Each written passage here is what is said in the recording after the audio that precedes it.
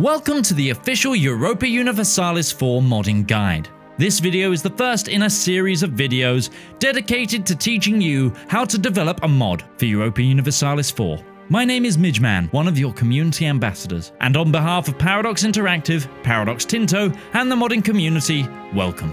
I'll be guiding you through the initial parts of this course. These tutorials are designed for complete beginners and will as such go over the basic elements in planning, building, and releasing a mod. In this video, we will cover the following: how to create a mod through the launcher, how to edit the descriptor file, how to upload your new mod, and different tools you can use for modding. Think of this video as your primer for this elevated course of study and your key to the world of modding Europa Universalis IV. Our first step is simple: launch Europa Universalis IV.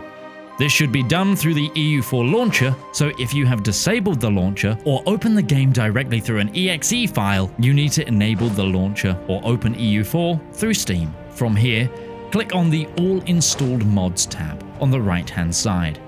Once you are in this menu, click on the Upload Mod button on the top right-hand corner of the launcher window. A window should appear with several options. Click on the Create Mod button. This will open a window that will allow us to set up some basic things with our mod. First, let us give it a name. For simplicity's sake, let us call it My First Mod. This name will be what you see when searching for it on the Steam Workshop and when players enable it in their launcher. So think carefully, although this can be changed at a later date. Next is the version of the mod. The current version of Europa Universalis IV, as per this video, is 1.37.5.0.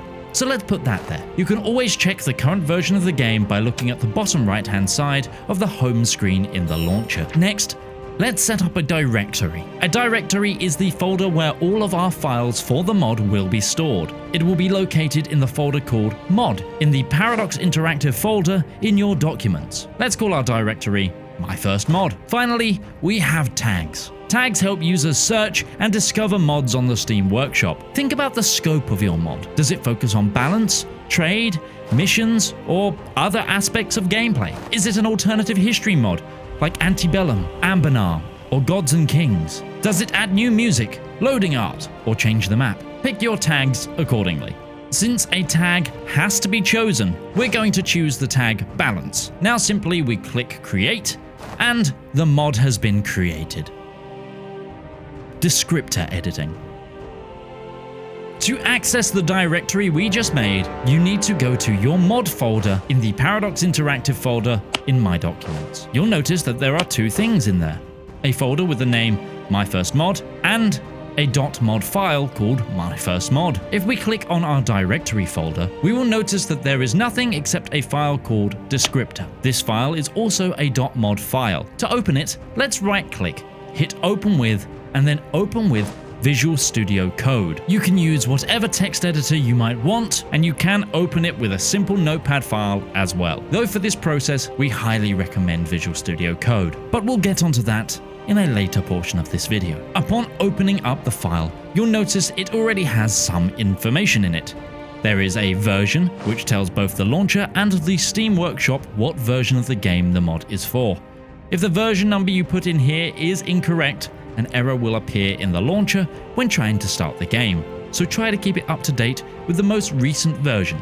Next, we have the tags that we set when we created the mod. If you ever want to add tags, you can do so through here. Just add a new line using quotation marks, add another tag. As an example, we're going to add the tag Alternate History here. We also have the name of our mod, which again, we are free to change if we want. We also have the supported version, which is the game version that this mod will run on. There are times when you can adjust this, but for the purposes of our mod today, we'll make sure that it's the same as the live version of the game. Otherwise, we will end up with the aforementioned error in the launcher.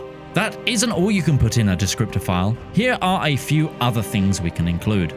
Dependencies. Adding this in will tell your mod to load after whatever mod is in the dependencies list. For example, if you wanted to make a submod or add-on to another mod so they don't override each other, replace _path, a line of code that tells the game to ignore the base game folders or files and instead refer directly to the folder or file within the mod of the same name. This is useful when making large and sweeping changes, especially if you want to avoid bugs or base game content from firing. Thumbnail. This will create an image for your mod in the Steam Workshop and in the launcher. Note, while you are editing the mod on your local files, the thumbnail will not show up on the launcher. It will have a different icon that looks like this. The thumbnail for your mod should be a 512 by 512 square image of either JPEG or PNG. It should be placed inside your mod directory. It is important to remember that whatever is in your descriptor file must match what is in the .mod file within the mod folder as well. Since we're adding the alternate history tag, we'll need to recopy this tag section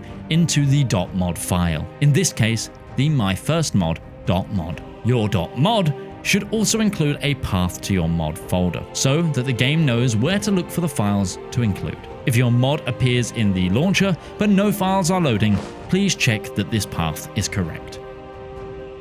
Uploading your mod.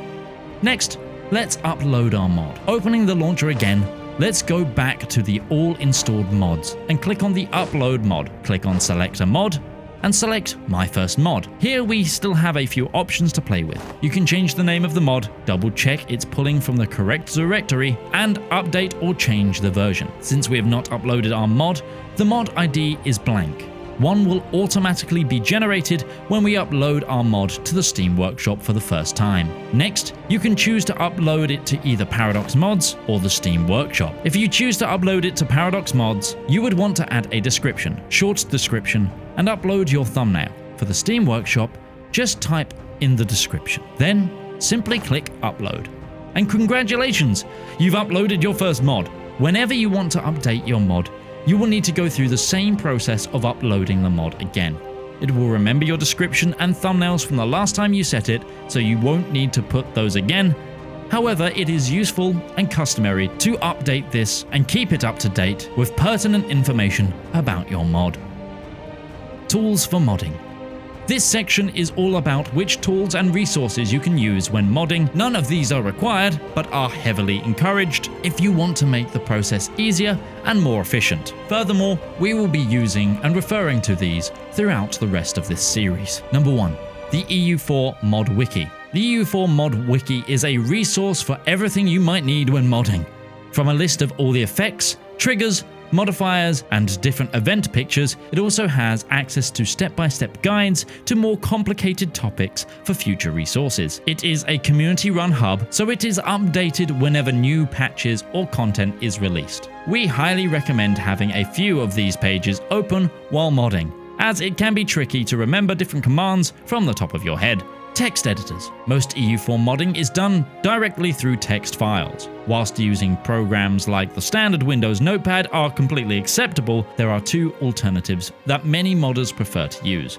Notepad++ is a simple and efficient text editing system that can search and find files and text quickly. It has a few plugins that are also quite useful, such as the Notepad++ syntax highlighter, which can help highlight errors and mistakes. It is very simple and straightforward, but lacks the versatility of other programs. If you need a basic editor that is quick to learn and easy to use, we recommend Notepad++.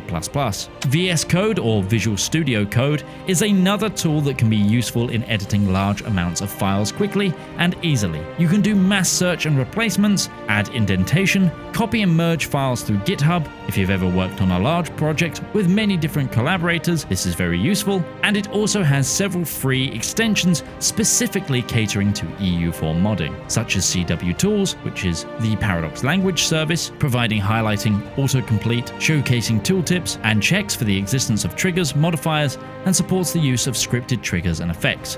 Paradox syntax highlighting, checking the errors in your code, particularly useful when keeping in mind brackets and misspellings, and Rainbow CSV, which helps highlight words in different colors, which can help differentiate different sections while coding, helping you keep track of where you are and what you might need.